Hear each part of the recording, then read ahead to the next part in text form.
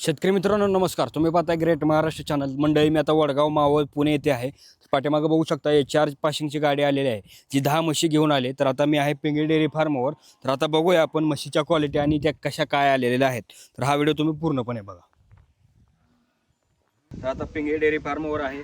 तर आज गुढीपाडवा आहे, आपण आज गुढीपाडव्या दिवशी शूट करतो. तर आज गाडी आली सर, नवीन वर्ष आहे आपलं हिंदू याच्याप्रमाणे. तर कसं गाडी आज कशी काय आली?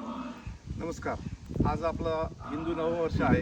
नवीन वर्षाचा शुभारंभ एखादा चांगल्या कामाने करावा, आपला व्यवसाय हाच आहे. त्यामुळे आज या नवीन वर्षाला मी मुद्दाम आवर्जून आज नवीन वर्षाच्या म्हणजे पहिल्या दिवशी हरियाणा बसची गाडी आणलेली आहे. बऱ्याच ठिकाणी असं म्हटलं जातं की सीझन संपलेला आहे, तर गाडी येते कसं काय? नाही, सीझन आता आमचं 12 महिन्याचं काम आहे. आणि मी तुम्हाला मागं पण म्हणलं होतं की माझा ह्या म्हणजे लोक म्हणतात की आता सीझन संपलाय, म्हशी मिळत नाही. आणि माझं ह्याच काळामध्ये जास्त व्यापार असतो मोठा. आता आपला पत्ता आणि ॲड्रेस एकदा व्यवस्थित सांगा, जे नवीन लोक आहेत त्यांच्यासाठी. नमस्कार. माझं पुणे जिल्ह्यामध्ये वडगाव मावळ येथे पिंगळी डेअरी फार्म या नावाने म्हशी विक्रीचा व्यवसाय आहे. दूध डेअरी आहे आणि दुग्ध व्यवसाय देखील आहे. आता किती आलेत म्हशी? आज आपली 10 म्हशीची गाडी आली हरियाणावरून. टॉप क्वालिटीच्या म्हशी आज आपल्याकडे इथे उपलब्ध आहेत. आता किती वेळ व्यतापासून ते कशा कशा क्वालिटीचे? दुसऱ्या व्यतापासून दुसऱ्या तिसऱ्या व्यताच्या म्हशी आहेत. ओके, आता आम्हाला दाखव. आता ही 1 नंबरची म्हैस आहे, ह्याच्याविषयी माहिती. ही गाडीतली 1 नंबरची म्हैस आहे. ही 6 दात पारडी आहे, दुसऱ्या व्यताची आहे. तिला आता 14-15 लिटर दूध आहे. तिला पारडी आहे खाली आणि तिची दूध क्षमता 16. हाईटला वगैरे पण जास्त आहे. मोठी हाईट आहे, एकदम हाईट चांगली आहे. तिच्या खाली पारडी आहे. 18 लिटर दुधाची क्षमता असलेली म्हैस आहे आणि 6 दाताची. समोर आल्यानंतर जास्त कळेल त्यांना, म्हणजे समोर आल्यानंतर जास्त समजा. व्हिडिओपेक्षा समोर म्हशी जास्त लक्षात येतात. 2 नंबरची म्हैस ही 2 नंबरची म्हैस, ही तिसऱ्या व्यताची पारडी आहे. हिला आता 14-15 लिटर दूध आहे आणि ही पण 16 लिटर दूध असते, दूध कॅपॅसिटी असलेली म्हैस आहे. हिला पण खाली पारडी आहे, तिसऱ्या व्यताची आहे.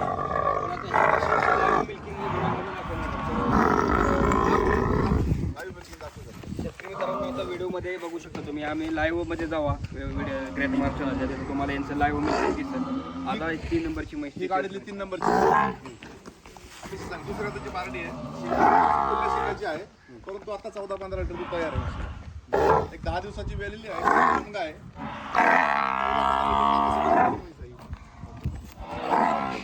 शेतकऱ्यांना पण आशा आहे व्यवसाय सुरू करायचा, तर काय ऑफर आहे का? ऑफर म्हणजे म्हशी चांगल्या आहेत. चांगल्या म्हशीला चांगलीच किंमत द्यावी लागते. परंतु ज्या म्हशी नेल्यानंतर शेतकऱ्याकडे चांगलं दूध निघल आणि त्याला भरपूर दूध मिळेल अशा म्हशी आपल्याकडे आहेत. प्रॉपर हरियाणाच्या. ही गाडीतली 4 नंबर, हिला पण आता 14-15 लिटर दूध आहे. 16 लिटरची कॅपॅसिटी असते. आता काय काय लोक तुम्ही म्हशी देतात, तर ते खरंच देतात? मी अनेक लोकांना म्हणजे सगळ्यांनाच अनेक लोक माझ्याबद्दल सांगतील की मी समजा म्हशी दिल्यानंतर एखादी म्हैस जर चुकून एखाद्या माणसाकडे जर नाही सेट झाली तर मी त्याच्याकडनं म्हैस परत पण आणलेली आहे, दुसऱ्या म्हशी पण त्याला बदलून दिलेल्या आहेत. असं मी केलेलं आहे. मी कधीच गिऱ्हाईकाचं नुकसान होऊन देत नाही. ओके. आणि आता ही जी 5 नंबरची म्हैस आहे तिची माहिती. ही 5 नंबरची म्हैस दुसऱ्या व्यताची आहे. हिला आता 14-15 लिटर दूध आहे. 10 दिवसाची वेळेली आहे. हिची कॅपॅसिटी 18 लिटरची कॅपॅसिटी. 8 लिटर 18 लिटर 9 लिटर दूध आपण काढून देऊया म्हशी.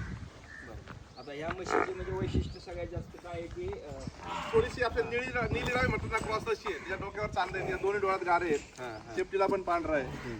पण ही ब्रीड सारखी म्हैस आहे, अतिशय चांगली तिसऱ्या व्यताची म्हैस आहे. आता किमती काय काय असतात, काय म्हणजे नक्की किमती साधारण आपल्या म्हशींच्या आता थोडासा उन्हाळा आहे, लोक म्हणतात अतिशय किमती वाढलेल्या आहेत. किमती वाढलेल्या पण आहेत, पण चांगल्या म्हशीला चांगल्याच किमती भरवतात. साधारण आपल्या म्हशी 1,75,000 पासून पुढे आहेत. आता ही जी या म्हैस आहे ही म्हैस थोडीशी बारीक आहे, परंतु 14 लिटर दूध आहे हिला. दुसऱ्या त्याची पारडी आहे, तिला खाली पारडीच आहे आणि दूध आता 14 लिटर तयार आहे. 10 दिवसाची वेलेली आहे, पारड वगैरे आहे, सगळं व्यवस्थित. तुम्ही किमती सांगता म्हणजे जे काय काय सांगून परत इकडे मिळणं जास्त काय होतं, आम्ही मुद्दाम काही लोक नंतर म्हणतात की एवढ्या किमती असतात का, काय असतं. माझ्याकडे एवढ्या किमती आहेत, तुम्हाला वाटलं योग्य तर या. मग कुणी यायचं काहीतरी 1 लाखाला म्हैस मिळते म्हणून इथं बोलवायचं आणि मग इथं बोलून त्यांचा भ्रमनिरास करायचा. मग त्यांना सांगायचं तसं आपण करत नाही. त्याला योग्य वाटेल त्यांनी यावं, बघावं आणि घ्यावं. आता या म्हशीला 15-16 लिटर दूध तयार आहे आणि 10 दिवसाची वेलेली आहे. तिला सुद्धा खाली पारडीच आहे.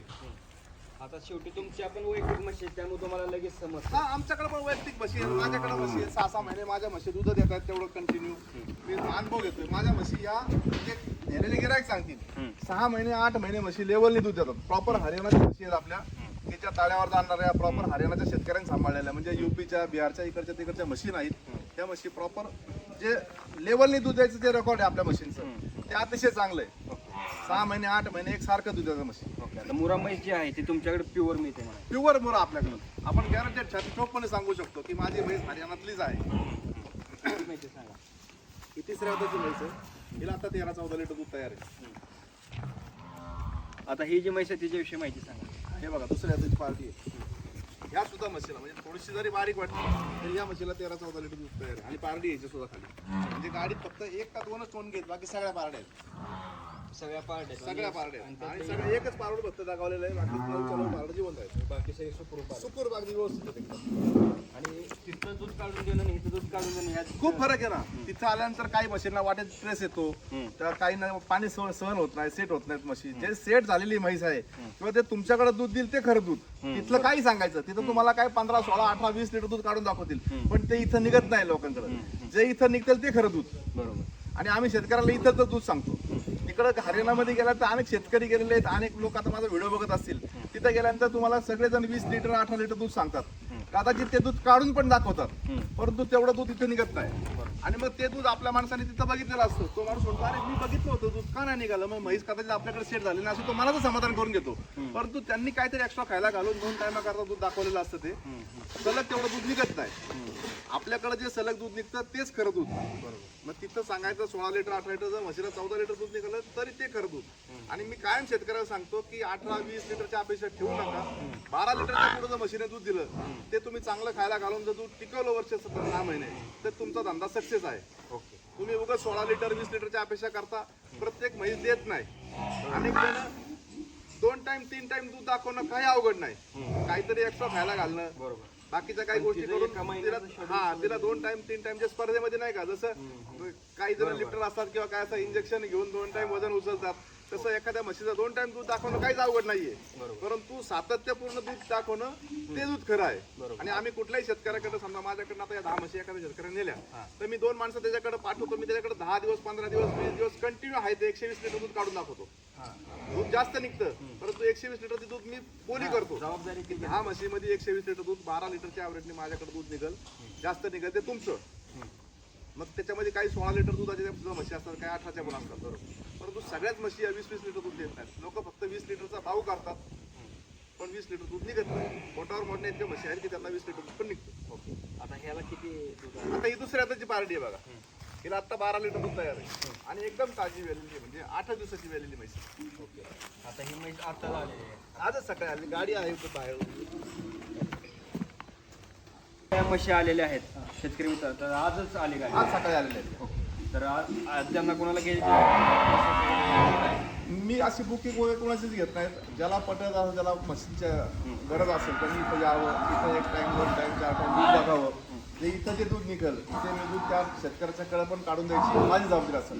ही पूर्णपणे जबाबदारी माझी. इथं दूध बघितले त्याच्यापेक्षा जास्त दूध शेतकऱ्याकडे पण कमी निघणार नाही, ही माझी गॅरंटी आहे. आता ह्या व्यवसायासाठी प्रशिक्षण घ्यावं लागेल का?